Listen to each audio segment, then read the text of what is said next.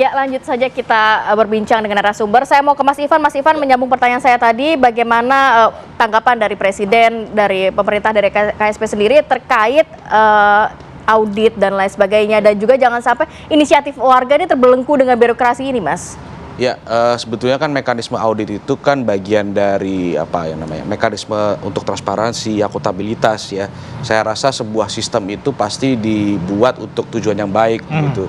Tetapi seperti yang tadi saya sampaikan di awal bahwa itu mungkin bisa berlaku dan cocok ketika dalam keadaan normal, dalam keadaan tidak bencana, dalam keadaan tidak situasi darurat gitu. Kalau dalam situasi darurat sih rasanya Pak Presiden sudah memerintahkan dengan jangan ada hambatan birokrasi. Ya, administrasi itu penting tapi nanti dulu lah gitu ya. Kita prioritaskan kepada kecepatan penyaluran bantuan. Soal penyaluran bantuan atau kebutuhan logistik ini kan juga masih banyak kekurangan dari kita. Kita akui ya, kita belum optimal gitu. Tapi pemerintah, Pak Presiden juga sudah menegaskan bahwa semua ini kita harus gerak bersama. Jangan ada yang menghambat, jangan ada yang mengambil keuntungan. Bahkan kalau ada kepala daerah yang meninggalkan tugas juga disanksi oleh Pak Presiden gitu ya. Jadi rasanya komitmen pemerintah, komitmen Presiden itu sudah jelas. Masyarakat silakan bantu. Mari kita bareng-bareng solidaritas untuk warga di 3 provinsi tersebut. Gitu. Mas, ini yang cukup menarik adalah penggalangan dana kan dilakukan oleh influencer yang bekerjasama dengan lembaga filantropi begitu ya. Tapi pemerintah kan juga melakukan begitu ya penggalangan dana yang sama begitu. Ini ada rencana kolaborasi atau enggak sih? Karena takutnya publik melihatnya seolah-olah ini saingan nih antara pemerintah dan swasta, sama-sama tujuannya baik membantu, tapi seolah-olah saingan, Mas. Ya, sebetulnya kan masalah kolaborasi ini mungkin lebih kepada kurang terekspos saja.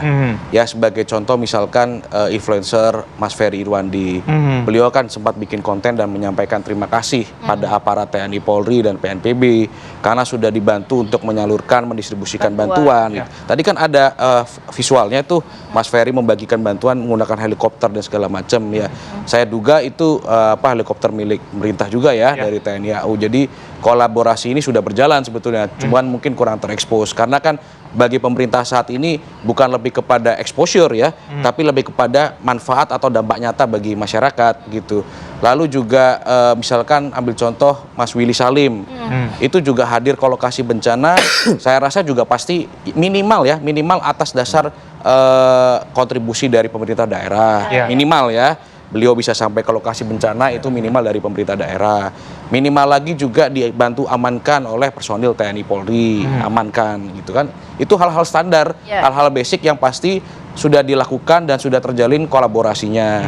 Tetapi mungkin kan yang kelihatan di layar televisi, layar handphone itu hanya Mas Willy Salim. Tetapi saya rasa di belakangnya itu banyak aparat pemerintah, penyelenggara negara yang sudah berjibaku untuk berkolaborasi dan mempercepat penyaluran bantuan. Jadi ini soal cara pandang dan soal perspektif saja. Tapi saya rasa komitmen pemerintah sudah sangat tegas dan insya Allah silahkan kalau masyarakat ada yang mau terus berkolaborasi, kita terbuka. Karena pemerintah kan juga mempunyai posko-posko ya, ada di Halim, ada di Sultan Iskandar Muda, lalu juga ada di Kuala Namu. Jadi saya rasa semua aparat pemerintah saat ini sedang bekerja keras untuk mempercepat penyaluran kebutuhan logistik. Gitu. Baik, saya mau ke Pak Bupati. Pak Bupati, sejauh ini untuk penyaluran bantuan sendiri seperti apa, Pak? Karena begini, Pak, beredar di media sosial banyak masyarakat yang tidak mendapatkan bantuan seperti apa yang dibutuhkan. Kadang-kadang pakaian bukan pakaian sehari-hari, mungkin dress dan lain sebagainya. Ada yang memberikan uang, sedangkan mereka hanya butuh makanan, tidak butuh uang saat itu. Nah, seperti itu bagaimana, Pak? Sehingga bantuan-bantuan yang dikirimkan oleh masyarakat ini benar-benar yang dibutuhkan.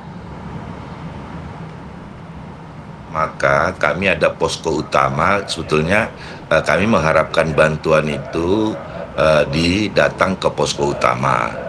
Lalu kemudian untuk mengetahui kebutuhan dari setiap masyarakat kami yang ada di penampungan, itu kan tadi ada posko utama di kabupaten, ada pos ke zona di 3 zona untuk 14 kecamatan, lalu di setiap kecamatan ada posko lagi.